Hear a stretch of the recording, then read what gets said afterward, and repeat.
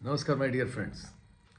बहुत प्यारी सी कहानी आपको सोचने पर मजबूर कर देगी कि एक प्रकार से एक रिसर्च जैसा है। बहुत सारी इसमें गणना करने में कुछ त्रुटियां हो सकती हैं और हुई भी होंगी, लेकिन लोगों ने प्रयास किया है गणना करने का कि जैसे रामायण में हम लोग कहानी सुनते हैं राम भगवान जी के और रावण के युद्ध की। इस युद्ध के दौरान जो है लक्ष्मण जी मूर्छित हुए थे, उनको शक्ति लगी थी। इस विषय पर अध्ययन करने करा है लोगों ने, उसको क्या है वही मैं प्रस्तुत करना चाहता हूँ कि जिसमें मेघनाथ जो है अपनी कुल देवी, युद्ध के ठीक पहले कुल देवी की आराधना में लग जाता है। और जब इसकी भाई राम जी की सेना को पता लगता है कि मेघनाथ जो है अपनी कुल देवी की आराधना कर रहा है, अगर इसकी ये आराधना पूर्ण हो गई तो फिर ये अमर हो जाएगा। उसकी आराधना को जो है विघ्न करना होगा। विघ्न डालने के लिए जो है लक्ष्मण और हनुमान जी जाते हैं और किसी तरीके उसकी आराधना पर विघ्न डाल देते हैं। तब तक शाम हो चुकी होती है, मतलब शाम हो चुकी, मतलब रात का पहला पहर लगभग हो चुका होता है। मतलब पहला पहर अगर हम 5 बजे सूर्यास्त मान लें, 5 या 6 बजे, तो लगभग 7-8 बज गया, 9 बज गया। उसी समय रात में 8-9 बजे अगर 3 घंटे का एक पहर मान लें, पहला पहर गुजर गया था, दूसरा पहर शुरू हो रहा था। मतलब 9 बजे रात में लक्ष्मण जी ने जो है मेघनाथ को ललकारा लड़ने के लिए। उसमें बताते हैं कि युद्ध भी जो था वो बहुत विकराल युद्ध था, बहुत घमासान युद्ध चला था। और घमासान युद्ध अगर हम मान लें कि 3 घंटे भी चला तो मतलब दूसरा पहर खत्म हो जाता है। 3 घंटे अगर ये युद्ध चला तो 3 घंटे के इस युद्ध में जो है लक्ष्मण को शक्ति लगे, लक्ष्मण मूर्छित हुए और मेघनाथ जो है उन्हें उठाकर ले जाने का प्रयास करने लगा। लेकिन जिसने समस्त धरती का भार अपने फनों पर उठा रखा, उसको उठाने की क्षमता तो किसी की हो ही नहीं सकती। वो मेघनाथ उसे उठा नहीं पाया और वहाँ से चला गया। उसके बाद जब राम जी को सारी चीज़ें खबर लगी, राम जी वहाँ पहुँचे, उन्होंने आदेश दिया कि सुषण वैद्य को लेकर के आओ। वैद्य आए, वैद्य आकर के उन्होंने जो है उनकी नाड़ी नापी और सब देखा। तो वैद्य, राम जी की सेना आई वहाँ पर, राम जी आए वहाँ, उन्होंने लक्ष्मण को मूर्छित देखा, फिर वैद्य को बुलाया गया, वैद्य श्रीलंका से आए यहाँ तक। तो ये सब प्रक्रिया में भी लग मान लें कि 1 घंटा लग गया और 9 बजे युद्ध आरंभ हुआ था और 3 घंटे घमासान युद्ध चला। 12 बज गए। 12 बजे अगर वैद्य को बुलाया गया, 1 घंटा लग गया तो 1 बज गया।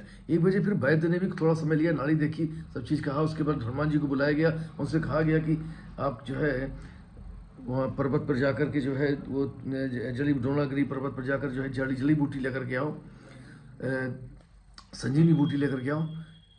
तो लगभग मान लें 15-20 मिनट फिर बीत गए। लगभग 1:30 बजे हनुमान जी संजीवनी बूटी लेने निकले होंगे। और जो द्रोणागिरी पर्वत है और श्रीलंका से उसकी जो दूरी है लगभग 2500 किलोमीटर है। मतलब 2500 किलोमीटर जाना और 2500 किलोमीटर आना, मतलब 5000 किलोमीटर।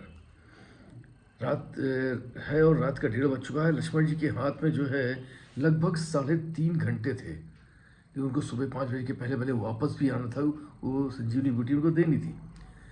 अब बीच में जो है उनको कालनेमी भी मिल जाता है जो उन्हें भ्रमित करता है कि मैं तो राम का भक्त हूँ और राम और रावण के युद्ध का क्या होगा, मैं इसको तुमको विस्तार से बता सकता हूँ। और भोले से हनुमान जी उनके पास रुक गए। उनका पहले स्नान करके आओ तब मैं बताऊँगा। वो स्नान करने चले गए। वहाँ मगरमच्छ से उनका युद्ध हुआ। मगरमच्छ ने को जब हनुमान जी ने परास्त किया तो उसने उनकी आत्मा ने उन्हें भविष्यवाणी करी या जो भी बताया कि जो है ये कालनेमी राक्षस है, ये आपको भ्रमित कर रहा है।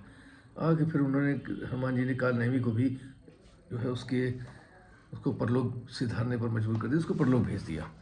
और वहाँ भी लगभग मान लें कि इस पूरी प्रक्रिया में आधा ही घंटा लगा होगा। इसके बाद जो है लक्ष्मण जी जब पहुँचते हैं वहाँ पर पर्वत पर, वहाँ पर जड़ी बूटी ढूंढते हैं, उनको नहीं मिलती। उसके बाद वो पर्वत उठाते हैं और लेकर आने लगते हैं। मान लेते हैं लगभग आधा घंटा यहाँ भी चला गया। एक दुर्घटना रास्ते में और होती है। आते समय जब वो भरत के राज्य के ऊपर से निकलते हैं तो वहाँ पर सोचते कोई राक्षस जा रहा है, तीर मार के उसे नीचे उतार लेते हैं। और जब वो राम राम कह के नीचे आते हैं, भरत जी आश्चर्यचकित रहते हैं कौन, तब वो पूरा वृत्तांत बताते हैं, राम रावण का युद्ध बताते हैं। लक्ष्मण जी को, भरत जी को बड़ा शोक होता है, दुख होता है। उन्हें तुरंत जो है उनका उपचार करके उनको वापस भेजते हैं। वो तुरंत जो है वहाँ से चल देते हैं। मान लेते हैं भरत जी ने उन्हें नीचे उतारा, पहुँचाया। इस पर भी लगभग आधा घंटा चला गया। मोटा मोटी अगर माने तो हनुमान जी के पास लगभग जो है 2 घंटे का वक्त था।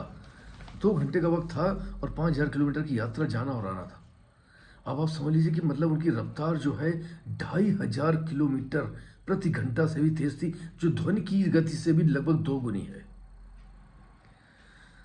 और अभी जो है आधुनिक भारत ने आज हम टेक्नोलॉजी में अपने आप को बहुत आगे समझते हैं। आदमी भारत ने रसिया से अभी MiG-29 खरीदा है, जो उसकी रफ्तार भी 2400 किलोमीटर प्रति घंटे की रफ्तार है। मतलब उससे भी तेज जो थी भगवान हनुमान जी की जो थी गति थी। तो उस समय का हमारा विज्ञान, उस समय का हमारा अध्यात्म, उस समय की हमारी प्रगति किस लेवल पर थी, क्या थी, उसके बारे में आप सोचेंगे भी ना तो आश्चर्यचकित रह जाएंगे और आपके लिए सब एक जादू सा महसूस होगा। लेकिन वो सब घटना घटित हुई जिनके बारे में आज पढ़ रहे हैं। बल्कि हमारा भारत का विज्ञान कितना उत्कृष्ट था, कितना आगे था, हम कहाँ थे। अभी वहाँ पहुँचने में हमें बहुत वक्त लगने वाला है। तो ये एक छोटी सी गणना थी, कुछ त्रुटियाँ भी हो सकती हैं, लेकिन एक अंदाज़ा लगाया गया। और ये प्रस्तुतिकरण जब मेरे सामने आई तो मैंने कहा चलिए आप लोगों से भी शेयर करता हूँ। तो ये था हनुमान जी का 1-2 घंटे के अंदर संजीवनी बूटी लेकर के वापस आना।